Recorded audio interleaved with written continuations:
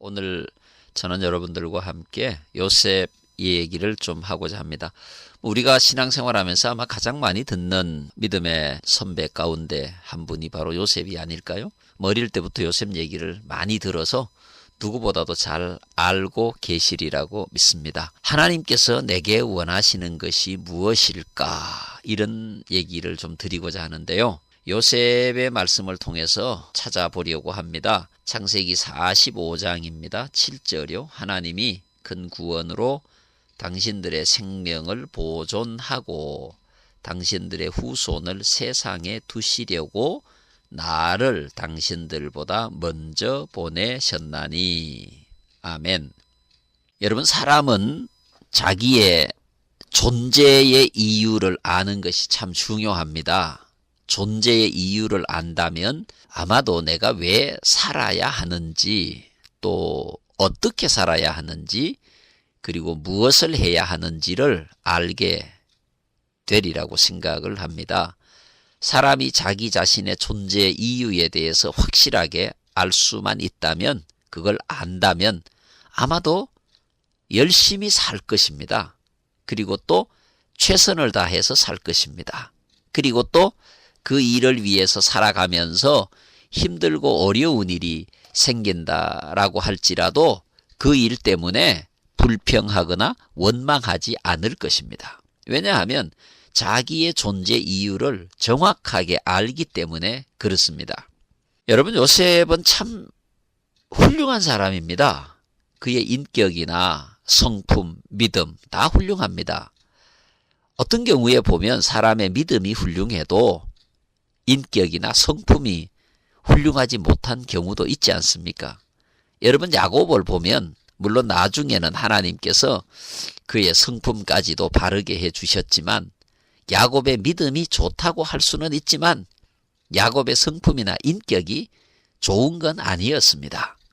사실 야곱이 형도 속이고 아버지도 속이고 그러지 않았습니까? 간사하고 교활하고 자기 이익을 위해서는 가족도 가차없이 속일 수 있는 그런 사람이 야곱이지 않습니까?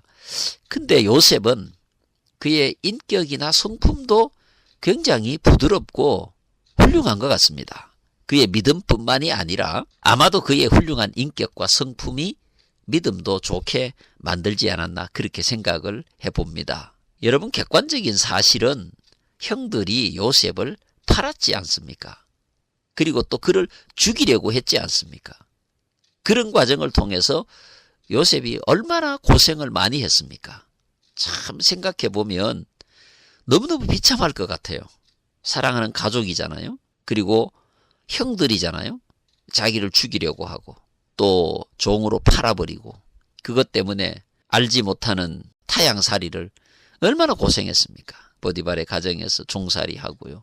감옥에 들어가고요. 그런 과정을 겪으면서 그 마음 가운데 원망이 생길 법도 한데 형들에 대한 복수심이 생길 법도 한데 그리고 애굽의 총리가 되어서 양식을 사러 와서 그 앞에 엎드린 형들을 바라보며 미워하는 마음이 생길 법도 한데 조금은 원수 갚을 만도 한데 전혀 그런 마음이 요셉에게는 없었습니다. 오히려 두려워하는 형들을 향해서 요셉이 이렇게 말을 합니다.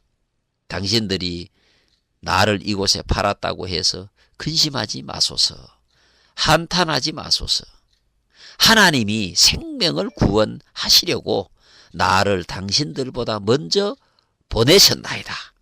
하나님이 큰 구원으로 당신들의 생명을 보존하고 당신들의 후손을 세상에 두시려고 나를 당신들보다 먼저 보내셨나니.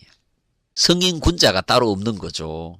저는 요셉을 생각할 때마다 참 멋있다. 정말 멋있다. 그런 생각을 해봅니다. 여러분, 우리 예수 믿고 살아가는 사람들이 참 이렇게 멋있는 그런 말도 좀 할 수 있어야 되지 않겠습니까? 멋있는 말, 멋있는 행동. 우리가 세상 살아가면서 하나님의 자녀들이라고 하면서 예수 믿는 사람들이라고 하면서 뭐 세상 사람들하고 말하는 것도 똑같고 행동하는 것도 똑같고 생각하는 것도 똑같고 돈 쓰는 것도 똑같고 돈 버는 것도 똑같고 여러분, 그러면 우리가 하나님을 믿는 자로서 세상 사람들보다 나은 게 뭐가 있겠습니까? 세상 사람들이 바라볼 때 자기들 속에 섞여 사는 예수쟁이들이 자기들하고 똑같은데 오히려 어떤 경우에 보면은 그들보다 인격이 더 못하고 말하는 게 더 못하고 살아가는 게 더 못한데 그들이 우리를 보고 예수 믿고 싶은 생각이 있겠냐 이 말입니다. 말이 안 되는 거죠. 뭔가 그들이 볼 때 야, 참 예수 믿는 사람 멋있다. 예수 믿는 사람 참 멋있다. 좋다. 그런 생각이 들어야 때가 되면 야, 나도 예수 한번 믿어볼까? 교회 다녀볼까? 그런 생각하는 거 아니겠어요? 요셉 참 멋있어요. 자기에게 일어난 일에 대해서 하나님이 큰 구원으로 당신들의 생명을 보존하고 당신들의 후손을 세상에 두시려고 나를 당신들보다 먼저 보내셨다. 참 얼마나 멋있습니까? 형들이 자기를 죽이려고 하고 종으로 팔고 그래서 고생한 세월이 얼마나 힘들고 어려울 텐데 다 용서하고 이런 인격과 성품이 도대체 어디에 있습니까? 이런 신앙이 어디에 있습니까?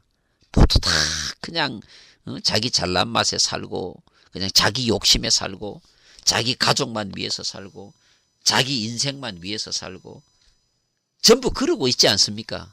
그런데 하나님께서 자기를 향하여 베풀어 주신 은혜를 기억하고 섭리를 기억하고 하나님의 계획을 기억하고 인정하는 이 멋진 신앙 고백 얼마나 좋습니까? 하나님께서 우리에게 베풀어 주시는 은혜와 축복은 나만 누리라고 있는 게 아닙니다. 오늘의 요셉을 만들어 주신 하나님의 의도를 요셉은 정확하게 보고 있는 것입니다. 하나님께서 오늘 여러분들에게 복을 주셨다면, 건강을 주셨다면, 직장을 주셨다면, 사업의 성공을 주셨다면 왜 주셨을까요? 그 이유가 무엇일까요? 그것을 한번 생각해 보자 그 말입니다. 여러분, 예수님께서 비유의 말씀을 하셨습니다. 어떤 사람이 그의 농사가 잘 되어서 엄청난 곡식을 거두었는데 곡식을 둘 창고가 없어서 창고를 새로 짓고 거기에 곡식을 가득 쌓아놓고 스스로에게 이렇게 말을 합니다. 야, 내가 이제 부자가 되었다. 넘치는 곡식이 있고 넉넉한 곡식이 있고 이제 잘 먹고 잘 살자. 즐기며 살자. 편안하게 살자. 그렇게 생각을 한다는 겁니다.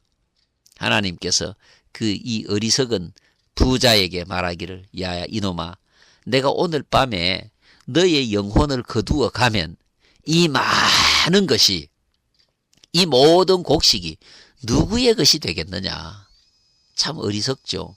하나님께서 부요하게 하신 이유, 네 혼자 잘 먹고 잘 살아라, 이거 아닙니다. 여러분, 교회는 세상을 향하여 책임이 있습니다.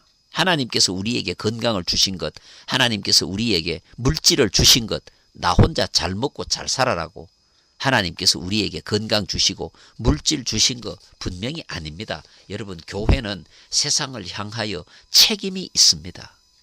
나에게 물질을 주셨다면 그 물질을 가지고 세상과 함께 살아야 합니다. 섬기고 살아야 합니다. 나누고 살아야 합니다. 구제하고 살아야 합니다. 선교하고 살아야 합니다. 교회의 존재 목적은 그겁니다. 여러분, 성도들이 열심히 일해서 열심히 헌금해서 예배당 건축하고 우리끼리 잘 먹고 잘 살고, 여러분, 이거 아닙니다. 그렇게 교회가 가면 세상 사람들로부터 욕먹는 건 당연합니다. 그게 아닙니다. 여러분, 섬기고 살아야 하고 나누고 살아야 하고 구제하고 살아야 하고 선교하고 살아야 합니다. 그것이 세상을 향한 교회의 책임입니다. 교회를 향한 하나님의 말씀은 너희는 세상의 소금이다. 너희는 세상의 빛이다. 라고 말씀해 주신 것입니다.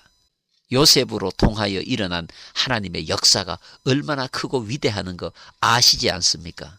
우리 교회로 통해서 일어날 하나님의 역사를 기대하고 책임을 다하는 그리스도인이 되면 좋겠습니다.